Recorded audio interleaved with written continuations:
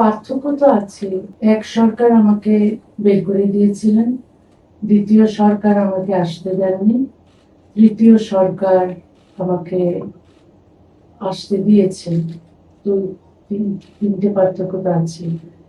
এখন সেই পার্থক্যটা না দেখে এই যে আমি আসতে পারলাম সেটাকে আমার মনে হয় সেলিব্রেট করা উচিত। এবং আমি খুবই আনন্দিত যে আমি আসতে পেরেছি। এবং শুধু আমি বিশ্বাস করতে চাই যে এই সরকার মত প্রকাশের অধিকারে বিশ্বাস করেন, এই সরকার বাক স্বাধীনতায় বিশ্বাস করেন। শুধু আমি আসতে পেরেছি, আমার আমি ভিন্ন মত প্রকাশ করলেও আমি এখানে প্রবেশ, এই দেশ, এই শহরে বা এই রাজ্যে প্রবেশ করার স্বাধীনতা পেয়েছি, সেটাতেই আমি সীমাবদ্ধ থাকতে চাই না। আমি চাই অন্য যাদের ভিন্ন মত আছে তারাও যেন একই রকম স্বাধীনতা উপভোগ করে। তিনি তৃণমূলের সাংসদ কল্যাণ বন্দ্যোপাধ্যায় উনি গতকালকে বলেছেন যে আপনি অনেক পিছিয়ে রয়েছেন, উনি জানেন না পশ্চিমবঙ্গে কতটা সংখ্যালঘুদের উন্নয়ন হয়েছে, আপনি ব্যাকডেটেড হয়ে রয়েছেন। কিন্তু উনি এও বলেছেন উনি আপনার লেখা পড়েন, আপনার লেখা ভালো লাগে, কিন্তু আপনি অনেক পিছিয়ে রয়েছেন এখনো, এমনটা বলেছেন কল্যাণ। তাহলে পিছিয়ে আছি যদি আমরা এগিয়ে যাওয়ার চেষ্টা করি।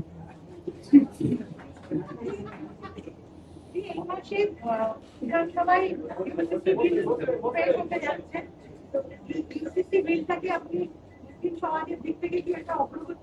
হ্যাঁ, অভিন্ন দেওয়ানি বিধি তো, সেটার জন্য আমি 40 বছর ধরে সংগ্রাম করছি। আমি বলেছি যে বাংলাদেশে এবং ভারতবর্ষে, পাকিস্তানে, এই উপমহাদেশে এই অভিন্ন দেওয়ানি বিধির খুব দরকার। আসলে পৃথিবীর যে কোনো সভ্য দেশেই এই অভিন্ন দেওয়ানি বিধি আছে। কারণ এক দেশ এক আইন আমরা চাই, সবার জন্য সমান আইন চাই। বিশেষ করে নারীরা ধর্মীয় আইনের অধীনে যদি থাকে তাহলে তাদের বিরুদ্ধে বৈষম্য আমরা দেখি, নির্যাতন দেখি। তো সেইগুলো চলে যায় যদি আমরা সমান অধিকারের ভিত্তিতে অভিন্ন দেওয়ানি বিধি তৈরি করি। এবং এটা মাস্ট, এটা সভ্যতার প্রথম শর্ত। কারণ এখানে আমরা দেখছি মুসলিম মেয়েরা বৈষম্যের শিকার হচ্ছে। বাংলাদেশে হিন্দু মেয়েদের কোনো অধিকার নেই, ওখানে হিন্দু মেয়েরা কোনো পিতার সম্পত্তির অধিকারী হতে পারেন না। তারা ওখানে হিন্দু পুরুষেরা বহুবিবাহ, ওখানে তাদের বহুবিবাহ প্রথা তারা তারা উদযাপন করেন। যে কোনো হিন্দু পুরুষ প্রচুর বিয়ে করতে পারেন, কোনো হিন্দু মেয়ের ডিভোর্স করার স্বাধীনতা নেই। কিন্তু ভারতবর্ষে সেই হিন্দুদের জন্য যে আইন ছিল 1956 হিন্দু অ্যাক্টে, সেটা সমানাধিকারের ভিত্তিতে করা হয়েছে, কিন্তু বাংলাদেশে করা হয়নি। সুতরাং হিন্দু মেয়েদের ওখানে স্বাধীনতা পেতে হলে, অধিকার পেতে হলে অভিন্ন দেওয়ানি বিধির দরকার, এবং সেটা সম্পূর্ণ সমানাধিকারের ভিত্তিতে হতে হবে। বাংলাদেশে মুসলিম মেয়েরা বৈষম্যের শিকার ধর্মীয় আইনের কারণে। তো এই সমস্ত বৈষম্য চলে যাবে যদি অভিন্ন দেওয়ানি বিধি সমানাধিকারের ভিত্তিতে করা হয়। দিদি, বাংলাদেশে হিন্দুদের উপর টর্চার, সেখানে মারধর করা, খুনের ঘটনা এবং ধর্মীয় স্থান সেগুলো ভাঙচুর করা, একটা রাম মন্দির হচ্ছিল সেটাও সেখানে করা যাবে না। ধর্মের অধিকার, মত প্রকাশের অধিকার যে কোনো দেশের ক্ষেত্রে সত্যি হওয়া উচিত। বাংলাদেশে ডক্টর ইউনূসের জমানা হোক বা তারেক রহমানের জমানা, কোনো ডিফারেন্স দেখতে পাচ্ছেন? বা আগে শেখ হাসিনার জমানায় কোনো ডিফারেন্স দেখতে পেয়েছেন এই তিনটে রেজিমে? খুব একটা পার্থক্য নেই। হিন্দুরা অত্যাচারিত আগেও হয়েছে, এখনো হচ্ছে।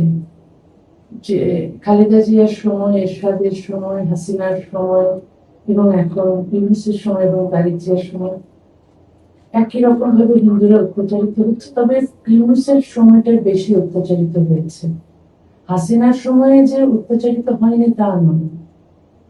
এখন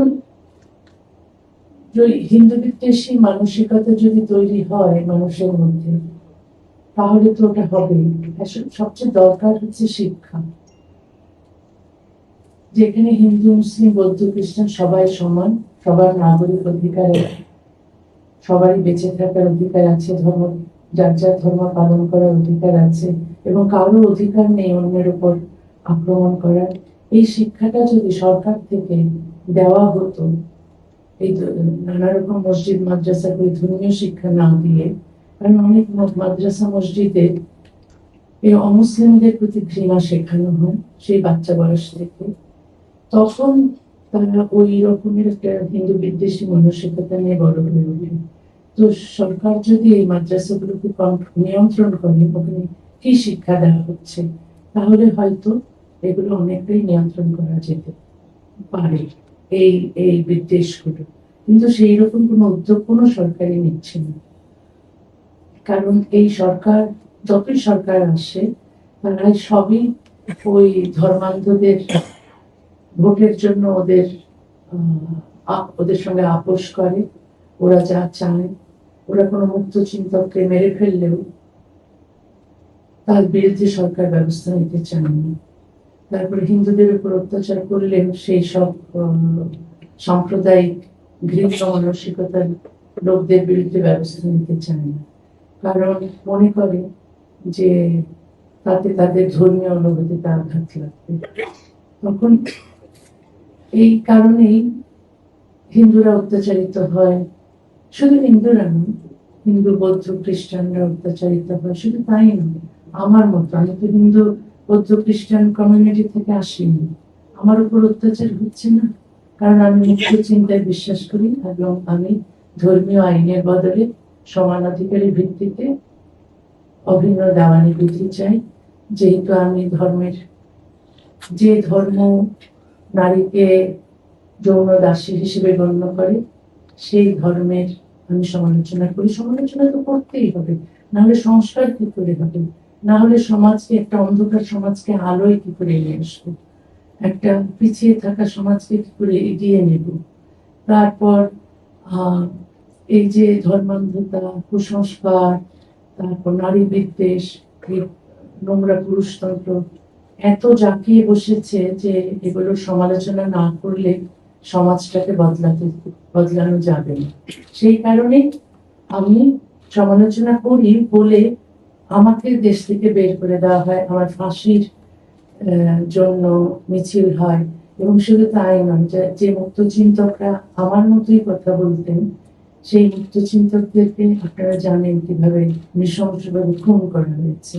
কিন্তু তারপরও আশা ছাড়ছি না, চেষ্টা করছি যে সমাজ কি করে সভ্য হবে, কি করে মেয়েরা সমান অধিকার পাবে, কি করে মানবাধিকার থাকবে। কারণ এইভাবে কিছু মানুষ চেষ্টা করে যায় কোনো একটা সমাজকে পরিবর্তন করার জন্য।